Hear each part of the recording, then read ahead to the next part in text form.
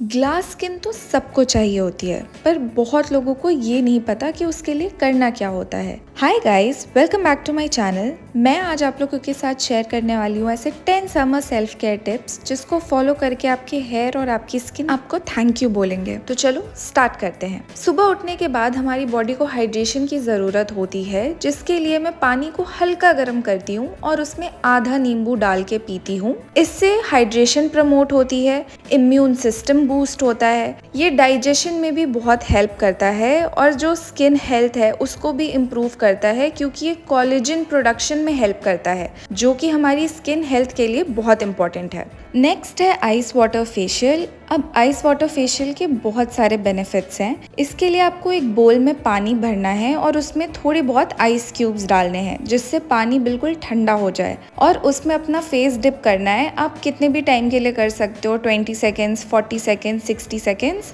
मैं कोशिश करती हूँ कि मैं 20 सेकेंड्स करके 3 बार कर लूँ ताकि 1 मिनट का फेशियल हो जाए। इसके बहुत सारे बेनिफिट्स हैं। पहला बेनिफिट ये है कि हमारी स्किन को टाइट करता है, जो भी पोर्स होते हैं उसे रिड्यूस करता है। अब जैसे सुबह उठने के बाद मेरी आईज थोड़ी पफी होती है, तो ये उस पफीनेस को हटाता है, जो रेडनेस होती है उसको भी कम करता है। तो ये स्किन के लिए बहुत बेनिफिशियल है और समर टाइम में तो आपको ये ज़रूर ट्राई करना चाहिए। अब नेक्स्ट टिप है फेस मास्क, बॉडी मास्क और हेयर मास्क लगाना। तो गर्मी में हमारी स्किन हो या फिर हमारे बाल हो बहुत ड्राई हो जाते हैं, तो ये कुछ छोटे छोटे तरीके हैं जिससे हम अपनी बाल की या फिर अपनी स्किन की हेल्थ को प्रमोट कर सकते हैं और उन्हें हेल्दी रख सकते हैं। फेस मास्क के लिए मैंने हल्दी, बेसन और दही यूज़ किया है और बालों के लिए मैंने एलोवेरा और दही का पेस्ट बनाया है। अब इनमें जो इंग्रेडिएंट्स यूज़ हुए हैं वो इतने बेनिफिशियल होते हैं हमारे स्किन के लिए और इतने नेचुरली अवेलेबल भी होते हैं हर जगह। आप चाहो तो आप कर्ड को अपने फेस पे लगा सकते हो, एलोवेरा को अपने फेस पे लगा सकते हो। तो मैं इस मिक्सचर को एज अ स्क्रब भी यूज़ करती हूँ और एज अ मास्क भी यूज़ करती हूँ। बेसन से हमारी स्किन क्लेंज होती है और ये एक्सफोलिएट करता है हमारी स्किन को। कर्ड में लैक्टिक एसिड होता है, जिसके वजह से हमारी स्किन मॉइस्चराइज होती है और ये स्किन का पीएच भी बैलेंस करता है। प्लस इसमें नेचुरल इंग्रेडिएंट्स होते हैं जो कि हमारी स्किन को काम भी करता है और नरिश भी करता है।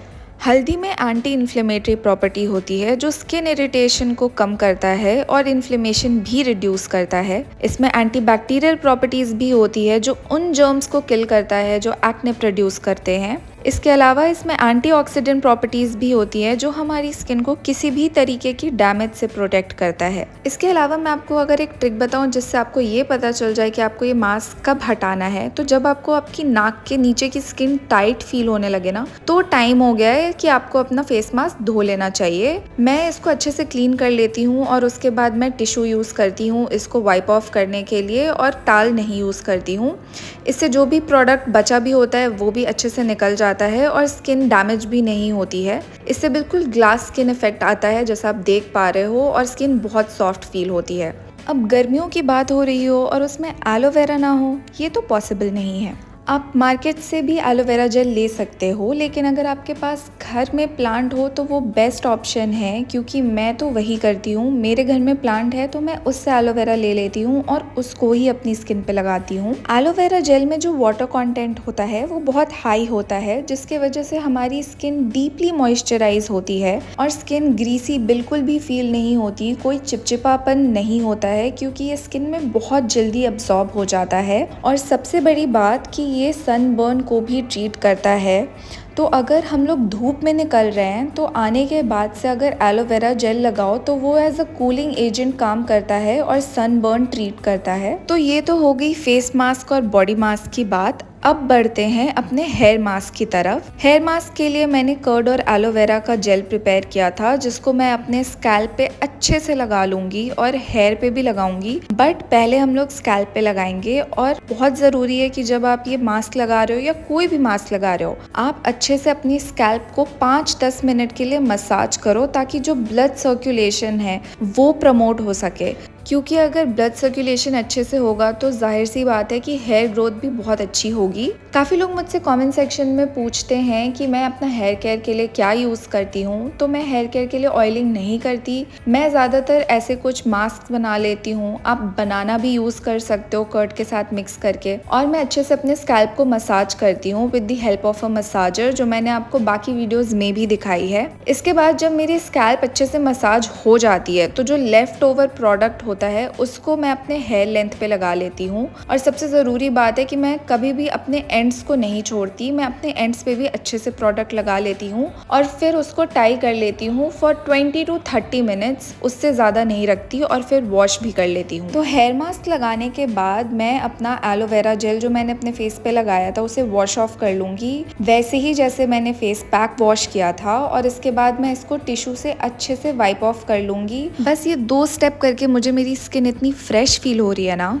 तो इसी के साथ आगे बढ़ते हैं और नेक्स्ट स्टेप है CMT which is cleanser, moisturiser and toner. ये सबसे बेसिक और इम्पॉर्टेंट पार्ट होता है when you are starting your skin care journey. जैसा मैंने पहले भी बताया है कि क्लेंजिंग के लिए या तो मैं सेटाफिल यूज़ करती हूँ या फिर मैं यूज़ करती हूँ सिंपल। तो मैंने अभी सिंपल से फेस वॉश किया है और आप मेरी स्किन देख सकते हो, गिवन कि मैंने ऑलरेडी मास्क लगाए हैं और उसके बाद से क्लेंजिंग भी अच्छे से की। The glow is unreal. इसके बाद से मैं मॉइस्चराइज़र और टोनर के जगह यूज़ करती हूँ ये कॉसारेक्स का स्नेल म्यूसिन्स पावर एसेंस। ये मेरी स्किन को बहुत अच्छे से हाइड्रेट भी कर देता है। और टोनर मैं लगाती नहीं क्योंकि मेरी ड्राई स्किन है और पोर्स नहीं है, तो टोनर की जगह पे मैं ये एसेंस यूज़ करती हूँ। एंड मॉइस्चराइज़र के लिए आई यूज़ द डॉट एंड की का सेरेमाइड्स एंड हाइलुरोनिक रिपेयर बैरियर। अब देखा जाए तो सेरेमाइड्स और हाइलुरोनिक एसिड दोनों अपने में बहुत अच्छे इंग्रेडिएंट्स हैं, स्पेशली फॉर ड्राई स्किन। सेरेमाइड्स हमारी स्किन को किसी भी तरीके के पॉल्यूशन से भी बचाती है, यूवी रेस से भी बचाती है, whereas hyaluronic acid skin को ड्राई आउट होने से रोकती है and provides the hydration and moisture that the skin needs. Lips के लिए मैं यूज करती हूँ ये ब्लू हेवन का jelly and butter lip tint. इसके लिए मैंने एक वीडियो अलग से बना रखी है, you can check that out.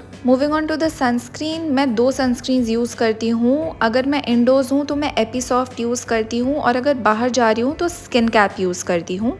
तो सनस्क्रीन यूज़ करते समय सबसे इम्पॉर्टेंट है 2 finger rule. I am sure आपने इसके बारे में पहले भी सुना होगा। 2 फिंगर रूल से ये इंश्योर होता है कि हमारी स्किन को सफिशिएंट सनस्क्रीन मिल रही है जो उसे मिलनी चाहिए। अनदर इम्पॉर्टेंट पॉइंट, जब आप सनस्क्रीन लगा रहे हो तो फेस के साथ साथ हमेशा नेक पे भी सनस्क्रीन लगानी चाहिए। और बहुत लोग फेस और नेक पे फिर भी लगा लेते हैं बट ईयर्स मिस आउट कर जाते हैं, तो अपने दोनों कान पे और पीछे सनस्क्रीन जरूर लगाएं याद से। फेस के साथ साथ स्किन को भी सन प्रोटेक्शन चाहिए होती है and for that I use WishCare का sunscreen body lotion. WishCare का हेयर ग्रोथ सिरम मुझे बहुत पसंद आया था और वो काफी पॉपुलर भी है, तो इसीलिए मैंने इसका सनस्क्रीन बॉडी लोशन मंगवाया and I really liked it. ये broad spectrum sun protection provide करता है against UVA and UVB rays, photoageing से भी प्रोटेक्ट करता है और टैनिंग और सन स्पॉट से भी प्रोटेक्ट करता है। नेक्स्ट अब बारी आती है हेयर केयर टिप के लिए, which is applying a Siram when you get out of the shower. तो आई मेक श्योर कि नहाने के बाद मैं अपने बाल एयर ड्राई होने दूं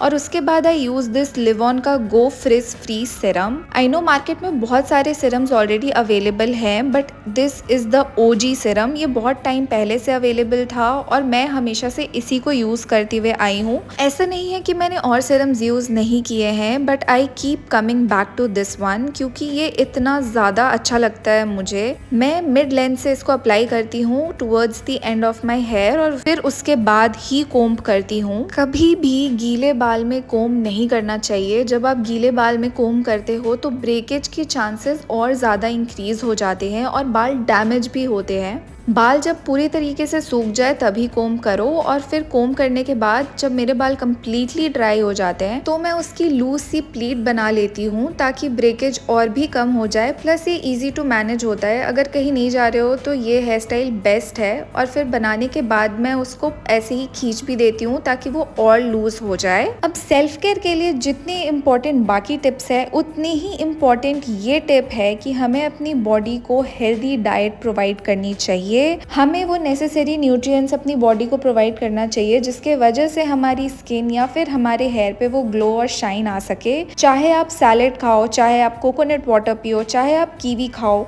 but please eat your greens. खाने के साथ साथ क्यूकम्बर स्लाइसेस को आप अपने आईज पर भी रख सकते हो for 10 to 15 minutes.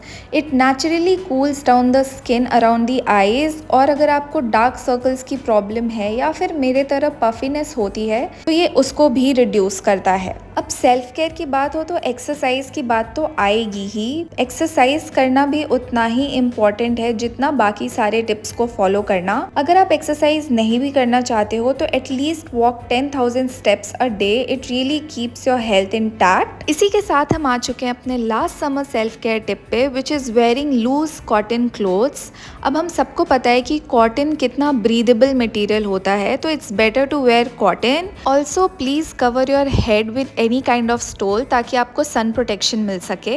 And yes guys, that would be it for this video. I hope आपको वीडियो बहुत पसंद आई हो। अगर ऐसा है तो please don't forget to like, share and subscribe to my channel. और मैं मिलूंगी आपको next time. Till then take care, bye.